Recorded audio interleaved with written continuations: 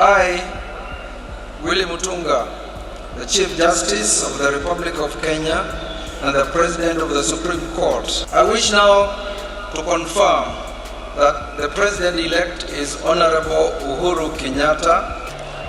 I, Uhuru Kenyatta,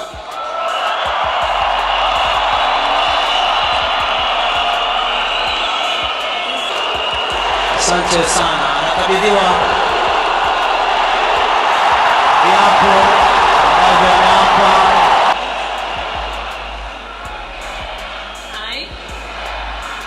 I, William Samoei Ruto, do swear that I will do justice to all without fear. To all without fear.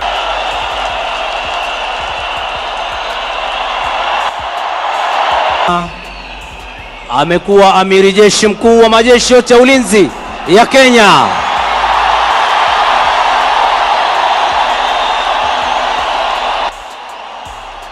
Haya, tumshangilie kwa makofi. Shangwe. Amekabidhiwa pia nakala ya katiba ya Kenya. Haya, makofi. His Excellency for a brief prayer. We want to pray, Heavenly Father, for their families.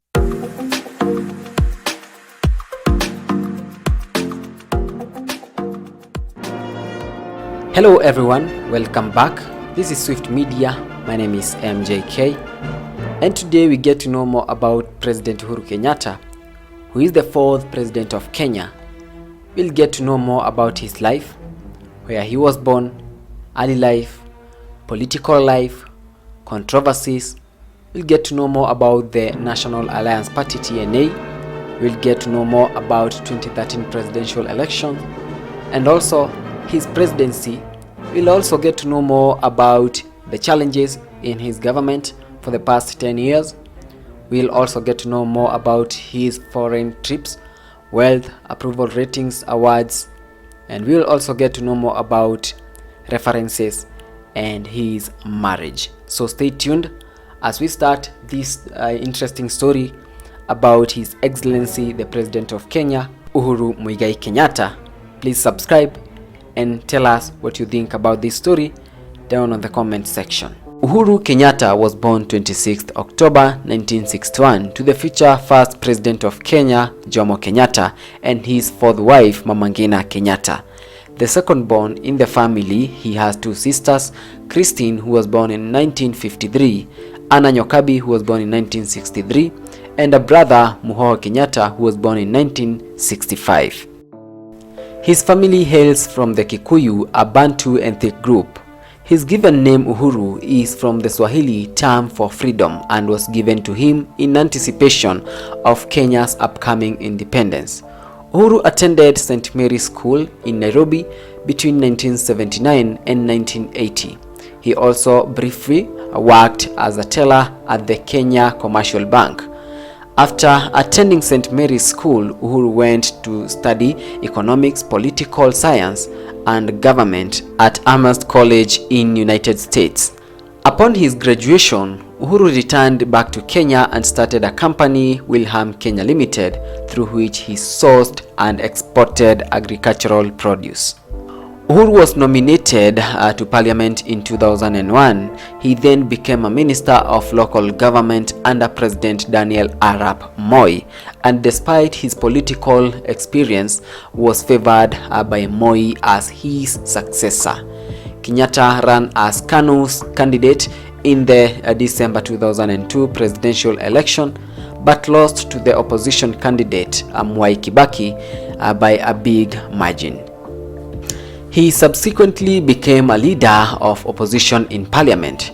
He backed Honorable Mwai Kibaki for election in 2007 presidential election and was named Minister of Local Government by former President Mwai Kibaki in January 2008 before being appointed as the Deputy Prime Minister and Minister of Trade in April 2008 as part of the new coalition government. Subsequently, Uhuru Kenyatta was a Minister of Finance from 2009 to 2002 while remaining Deputy Prime Minister. A accused by the International Crime Court (ICC) of committing crimes against humanity in relation to the violence of the 2007 election. He resigned as the Minister of Finance on 26 January 2012. He was elected as the President of Kenya in March 2013 presidential election, defeating Raila Odinga with a slim majority in a single round of voting. Political life. In 1997 general election, Uhuru Kenyatta contested for the Gatundu South constituency parliamentary seat, once held by his father, but lost to Moses Mwehia, a Nairobi architect. In 1999, Moi appointed Uhuru as a chair at the Kenya Tourism Board, a government parastatal.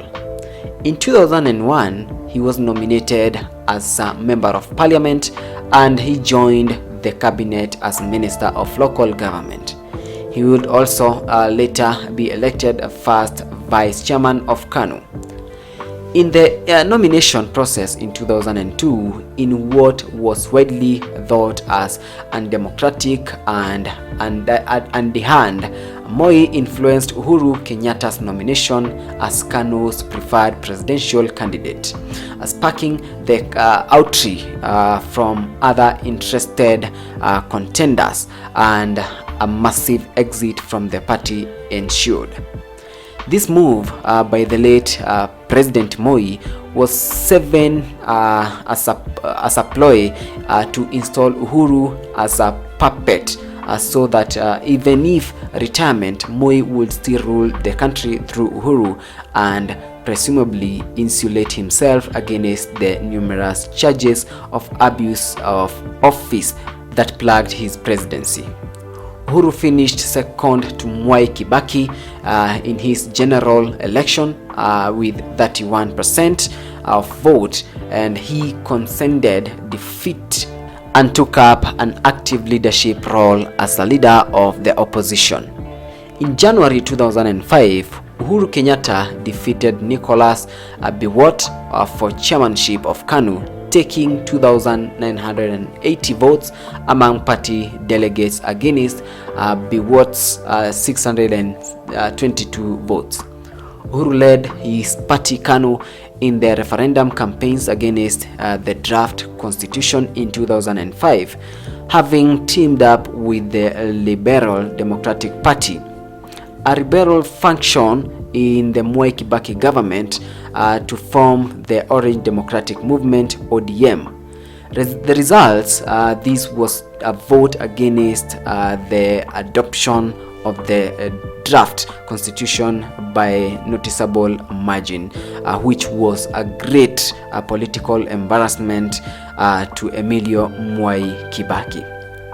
In November 2006, Kenyatta was displaced as KANU leader by the late Nicholas Biwott.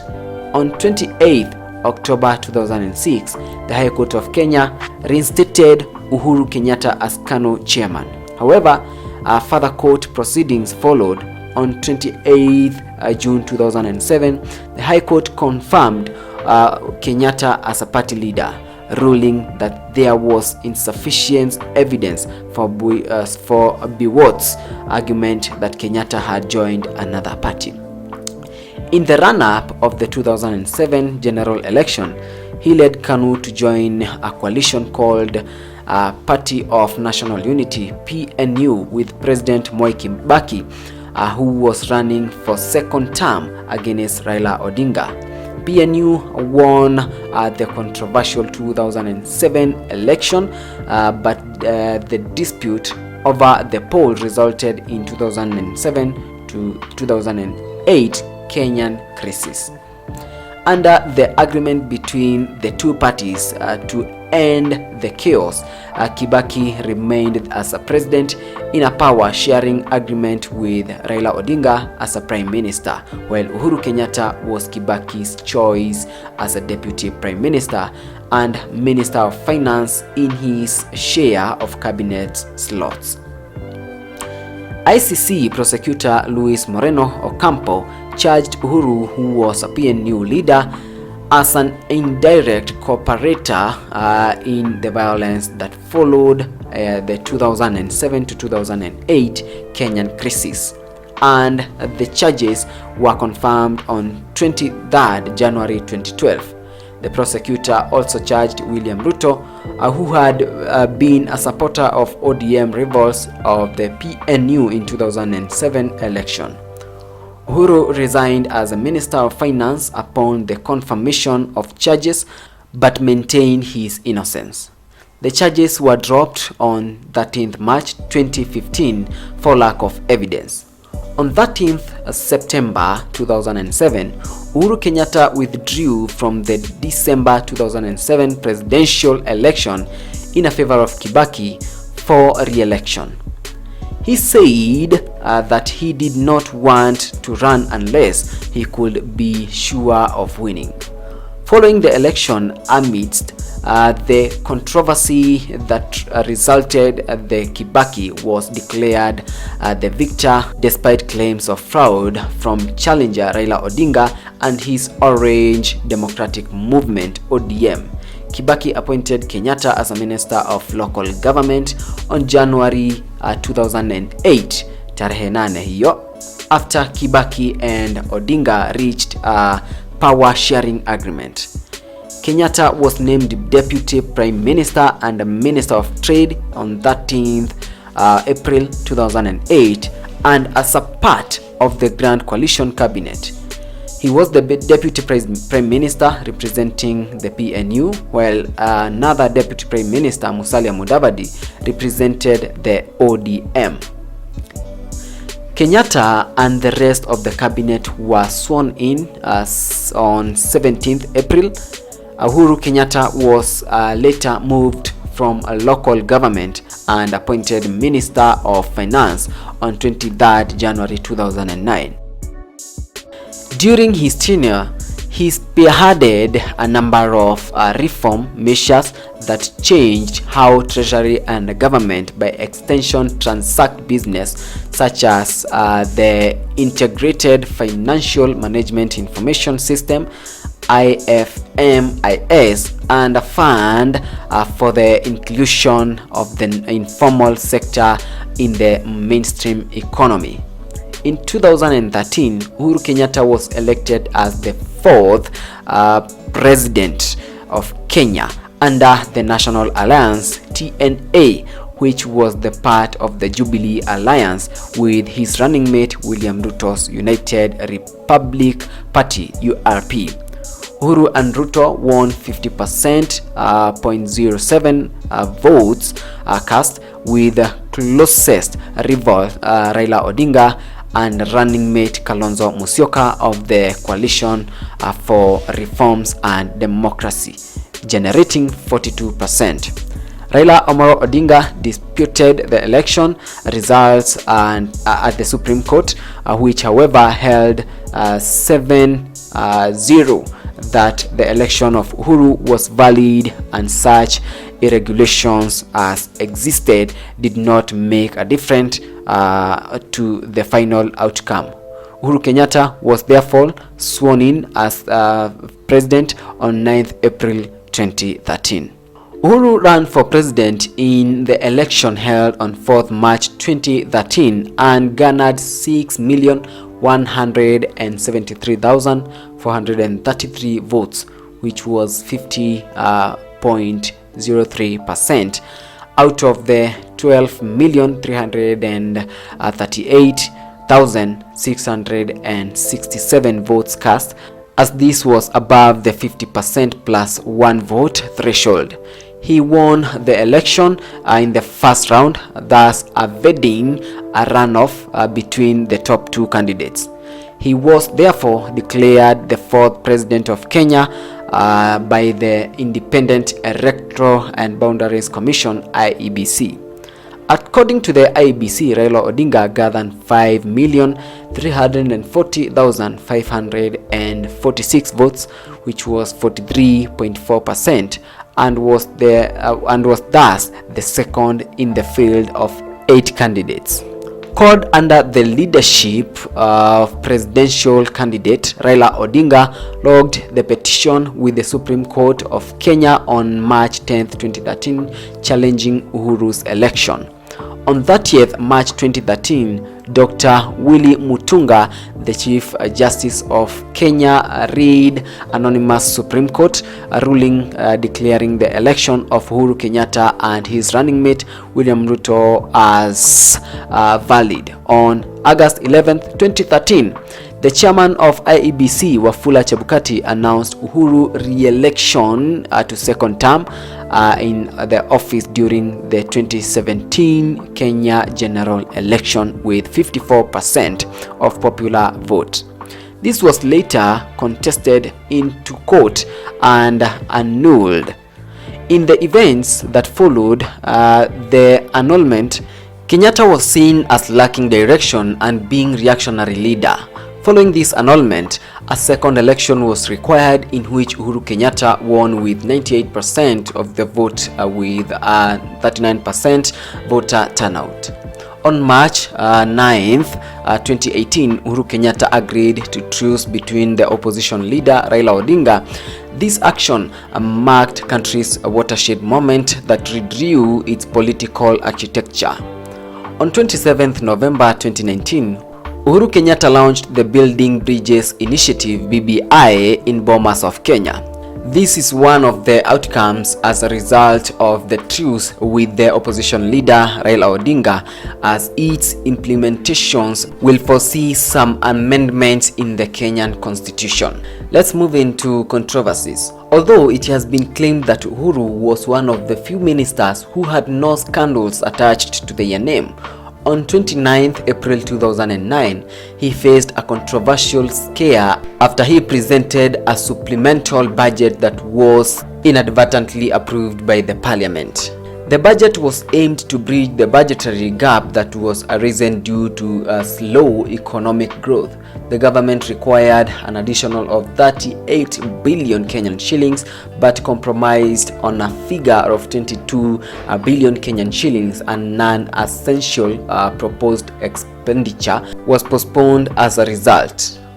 After voting on the bill brought forward by Kenyatta, Gitobu Imanyara raised discrepancy questions as to what exactly had been approved by the House. It appeared that the parliament had approved a budget of 31 billion Kenyan shillings as opposed to 22 billion Kenyan shillings that they thought they were voting on, a difference of 9.2 billion. The Deputy Prime Minister initially defended the approval but later admitted that there were computer or typographical errors in the budget bill. Amid the raging debate about the contentious issue, the Speaker ordered the CID and the Parliament Committee to question him on the discrepancies. He was later cleared of any wrongdoing by the Joint Finance and Budgetary Committee. ICC charges. On 15th December 2010, prior to him becoming the president, Kenyatta was named a suspect of crimes against humanity by the International Criminal Court (ICC) prosecutor Luis Moreno Ocampo for planning and funding violence in Naivasha and Nakuru. This was in the relation to the violence that followed the Bangla national elections on December 2007. In furtherance of political support for Kibaki's PNU at the time, he was accused of organizing a Kikuyu political religious group, the Mungiki. In the post-election violence, overall, the post-election violence of 2007 is said to have claimed about 1,300 lives. Uhuru maintained his innocence and wanted his name cleared. On March 8, 2011, while serving as a minister in Kibaki's government, he was indicted after being summoned to appear before the ICC pre-trial chamber. He was to appear at The Hague on 8 April 2011 alongside 5 other suspects. On 29th September 2011, while seeking to exonerate himself, Uhuru Kenyatta put up a spirited fight as he was being cross-examined by ICC Chief Prosecutor Luis Moreno Ocampo in The Hague, denying any links with the outraged Mungiki sect. He said Prime Minister Raila Odinga should take political responsibility for the acts of violence and killings that followed 2011 presidential elections in Kenya.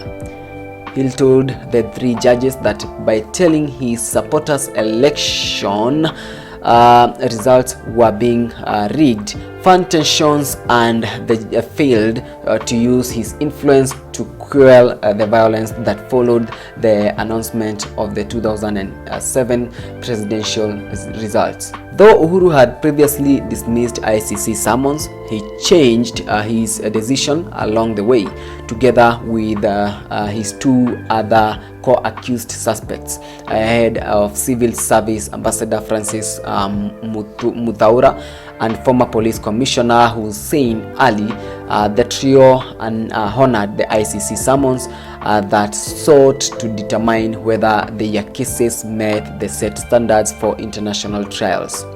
On 23rd January 2012, the ICC confirmed the cases against Kenyatta and Muthaura, although the charges against Muthaura were subsequently dropped.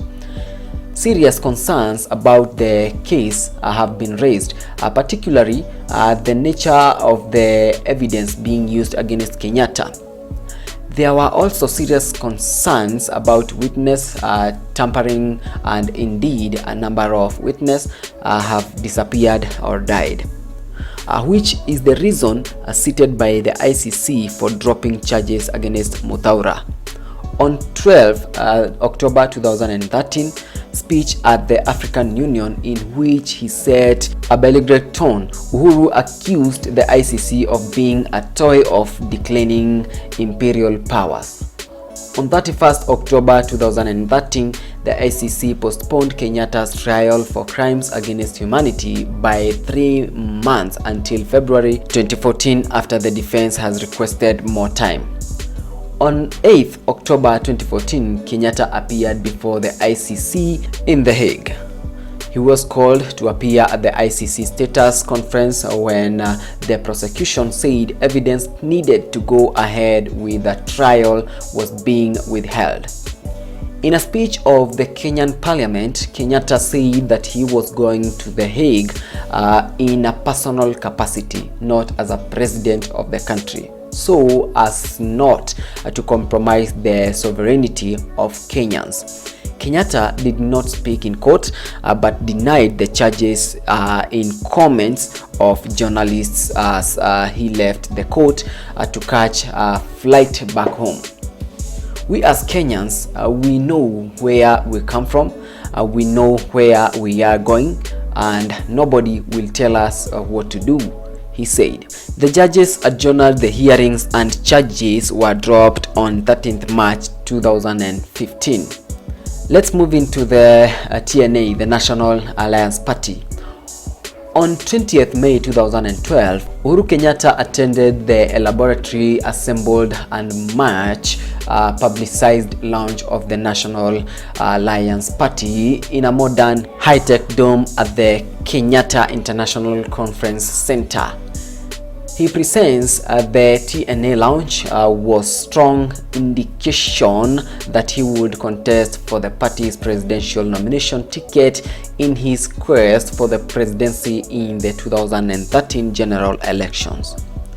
The Justice and Constitutional Affairs Minister Eugene Wamalwa and Eldoret North Constituency MP William Ruto led more than 70 MPs in attending the function. The Speaker of the East African Legislative Assembly, Abdi Ramadan, Cabinet Ministers Mohamed Yusuf Haji, Jamlek Irungu Kamau, Dr. Naomi Shaban, Samuel Pogisio, Professor Sam Ongeri, and Dr. Mohamed Kuti, and MPs Charles Cheriot Keter, Aden Bare Duale, and Mohamed Malim Mohamud also attended the event. Speeches at the launch revolved around the need for thriving economy, the need for the rights of people of all classes in the society to be championed, the need for peaceful coexistence, the need for visionary and committed leadership, the need for transformative leadership, the need for a youthful crop of the committed professional in the leadership, the need for free and fair nomination and election processes in the general election, the need for an economy empowered youth, and call to bring an end to divisive and sectarian interest in politics and safeguard Kenya from sliding to dictatorship. Michael Waikenda was the Director of Communications and Secretary of Arts at the Entertainment of the National Alliance, and that was from April 2012 to August 2013, and he led the Media and Communication Department to the party during 2013 general elections.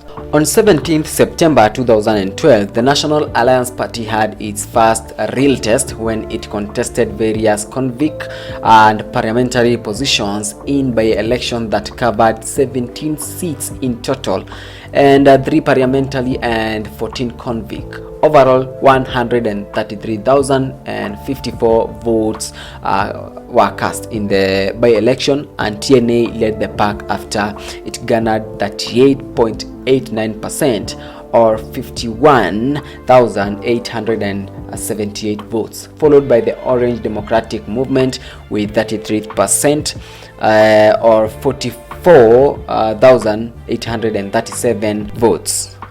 Party of Union Unity with 4.46% or 5,929 votes. Wiper Democratic Movement with 4.44%, which was 5,912 votes, and United Democratic Forum with 4.15 votes, which was 5,520 votes. TNA won convict and parliamentary seats in 7 different counties, while its closest challengers, ODM, won 4 counties, and the TNA Alliance remained a strong contender for the following year's general elections, having received a major defection from other big political parties of Kenya. The successful election of TNA's main candidates Uhuru Kenyatta and William Ruto continued to enhance TNA's viability. In January 2013, however, TNA merged with URP to form the Jubilee Alliance Party (GAP). In 2013 presidential election, Uhuru Kenyatta's party, the National Alliance (TNA), joined William Ruto's United Republic Party (URP), Najib Balala's Republican Congress Party (RCP), and Charity Ngilu's National Rainbow Coalition Party to form the Jubilee Alliance Coalition. Various opinion polls prior to the election placed Uhuru as one of the main contenders and its Jubilee Alliance as among the most popular. The other formable coalition was the Coalition for Reform and Democracy (CORD), which was led by Raila Odinga. In undercover video footage released in a BBC News report on 19th March 2018, the managing director of Cambridge Analytica, a political consultancy that worked to elect Donald Trump in 2016 American presidential election, boasted that his firm had run successful presidential election campaigns in Kenya in 2013 and 2017, though he did not name Kenyatta explicitly. We have rebranded the entire party twice, written the manifesto, done research, analysis, messaging turnbull said of the campaigns that his economic managed in Kenya. I think we wrote all the speeches and we staged the whole thing. So just about every element of the candidate. A Jubilee Party Vice President admitted on 20th March 2018 that the party had hired an affiliate of Cambridge Analytica for branding in the 2017 election. Uhuru Kenyatta was officially declared the president-elect on Saturday, March 9th at 2:44 p.m. As per the IEBC official results, Uhuru got 6,173,433 of the 12,221 and 53 valid votes cast, ahead of the second placed Raila Odinga, who garnered 5,340,546, which was 43.7%. Uhuru's results was 50.51% of the vote and was above the 50% plus one vote threshold set out in the 2010 constitution, thus making him the president-elect. Results dispute.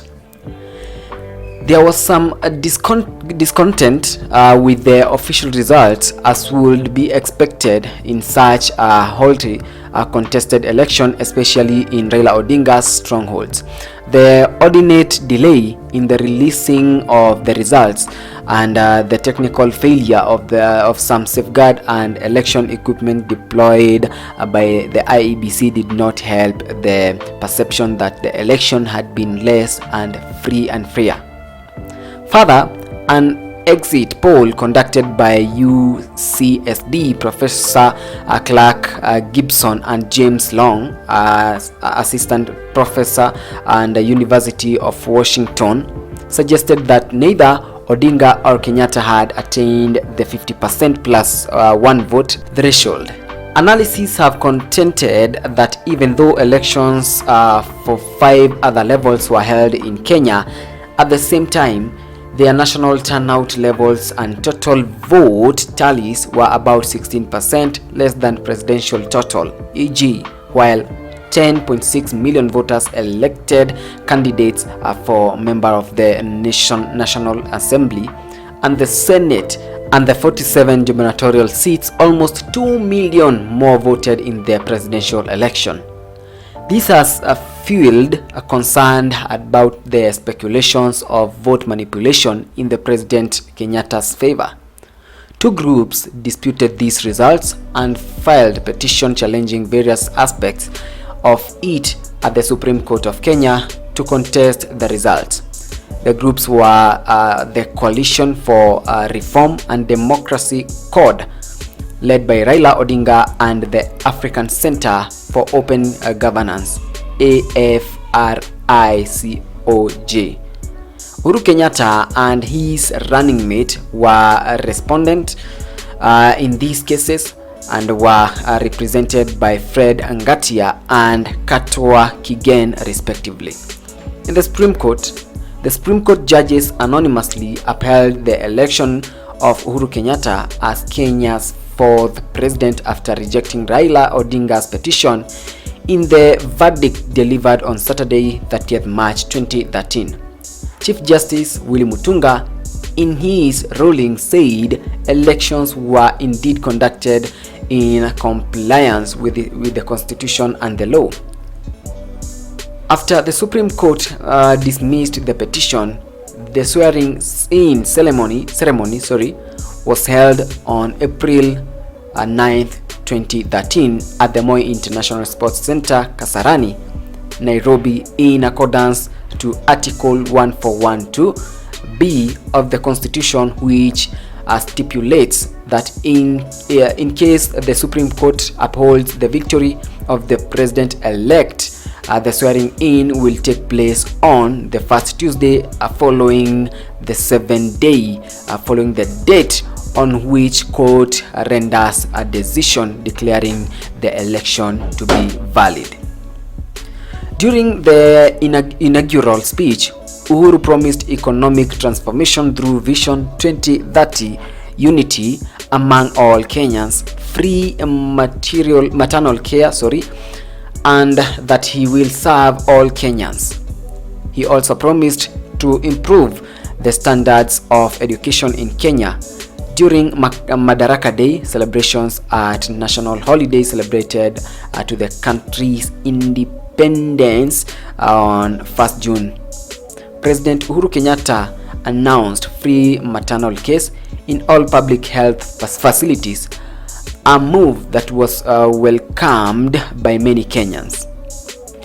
On 1st September 2017, the Supreme Court nullified the re-election of Uhuru Kenyatta after the Independent Electoral Boundaries Commission (IEBC) had announced him the winner on August 8, 2017. As a result of that, there was a need for the election to be held once again. It was scheduled on 26th October 2017. After the re-election, Uhuru Kenyatta emerged the winner once again. He was sworn in on November 28, 2017 for his second presidential term. In 2021, drought is again taking its toll. According to the UN, more than 465,000 children under the age of 5 are malnourished. Food insecurity affects more than 2.5 million people in the country. Uhuru Kenyatta speaks of a national disaster, and however, he is criticized for the slow humanitarian response and lack of planning. The Mukuru kwa Jenga slum in Nairobi is being raised in October 2021 to make a way for the widening of roads, leaving 40,000 people homeless overnight with no offer of alternative accommodation. Challenges. His major challenges include the high cost of living, raising public debt, a high public wage bill, and elections of corruption among people close to his government. The 2017 general election and its violence, it's also a challenge that threatened not only his presidency but also the future of East African Union. Public wage bill.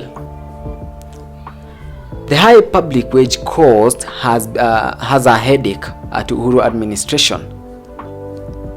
At the start of his term, the president declared the high wage bill, which was at 12% of GDP, as against a recommended 7%.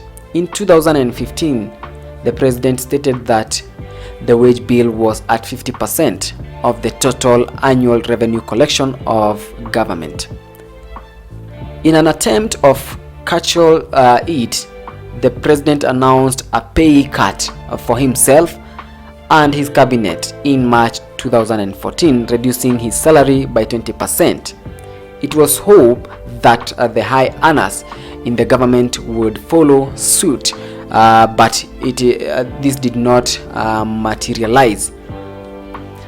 Another measure was the newly created Constitutional Salaries and Remuneration Commission, which was hoped would regularize salaries, but it has faced an uphill battle against members of parliament who wish to protect their earnings and labor unions. The president thereafter ordered an audit of the government payroll so as to flush out ghost workers. The audit identified 12,000 ghost workers.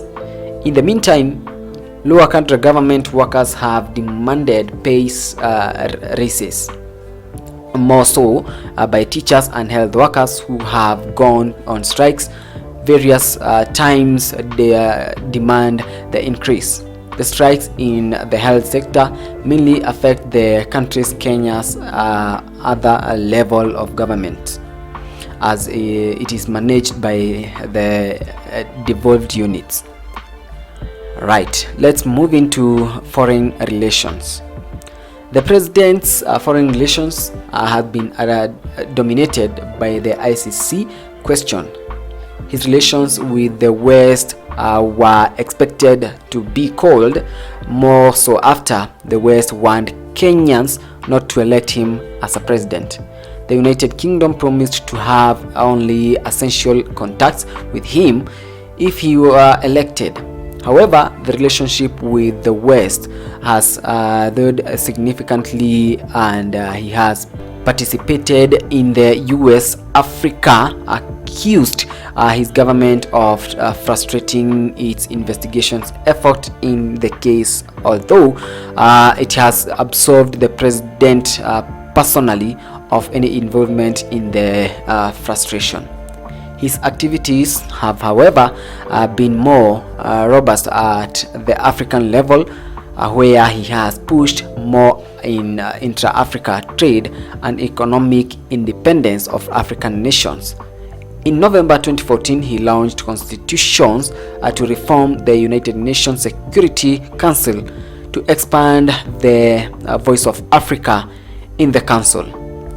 He has successfully railed the EU against the ICC, culminating in the extraordinary summit of the African heads of states, which resolved that sitting African heads of state should not appear before the ICC.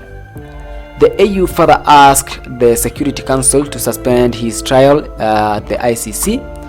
For the first time ever, the Security Council's resolution was defeated by the abstention, with 9 members of the council abstaining rather than voting against, so as not to offend Kenyatta. The Assembly of State Parties of the ICC will 2 days later amend the ICC statute to allow for one to appear by video link, a proposal President Uhuru Kenyatta had made when he was a deputy prime minister. President Kenyatta has led a negotiated peace agreement in the South Sudan and in the Democratic Republic of Congo. At the East African level, he has developed a close relation with the Uganda President Yoweri Museveni and Rwanda President Paul Kagame, creating the coalition of the willing within the EAC that has signed on to more joint development and economic agreement than the other EAC partners, including a joint tourist visa.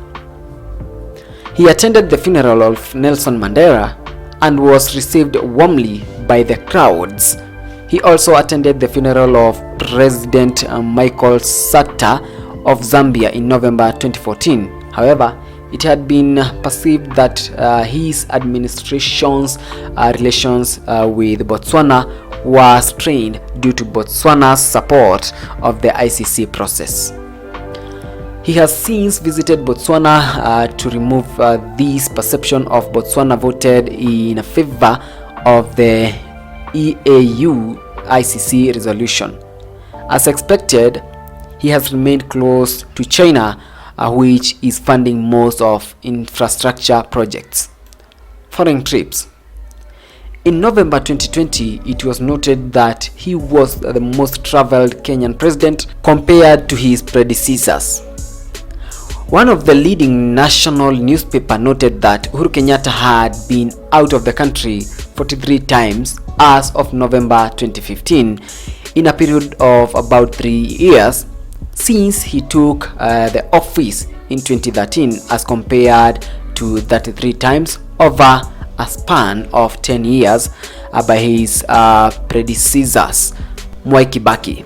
The President's Strategic Communications Unit came out in defense of 3 trips, stating that these trips had yielded more than what it cost the taxpayers to finance them. Wealth. In October 2021, Kenyatta was named in the Pandora Papers. Leak BBC reported that the Kenya's offshore investments, including a company with stock of boats worth 30 million to 22 million, were discovered among the hundreds of thousands of pages of administrative paperwork from the archives of 14 law firms and service providers in Panama and the British Virgin Islands (BVI) and other tax havens. Approval ratings. His government's first year in the office received low ratings from the general public. This is after a poll by Sinovet indicated that more than half of the population was unhappy with how the government had conducted its affairs. The same polls also ranked the presidency as the second most trusted institution after the media. After his appearance at The Hague for his ICC case, in October 2014, his poll rating improved to 71% according to the poll by Sinovet.